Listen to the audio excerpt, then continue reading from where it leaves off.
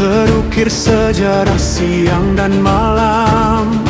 Angin laut bawa kabar merdeka, bangkitnya jiwa anak bangsa.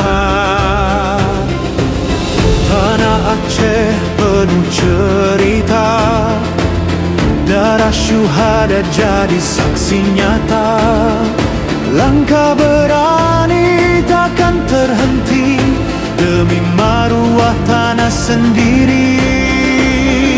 Dari luka lahir cahaya, dari derita bangkit merdeka.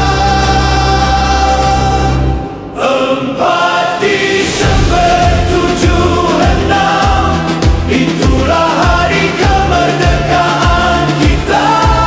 Aceh tercinta, bangsa kita berdiri megah, penuh bermakna.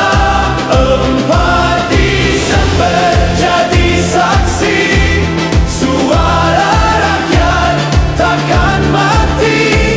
Walau badai datang menguji, semangat ini kekal abadi.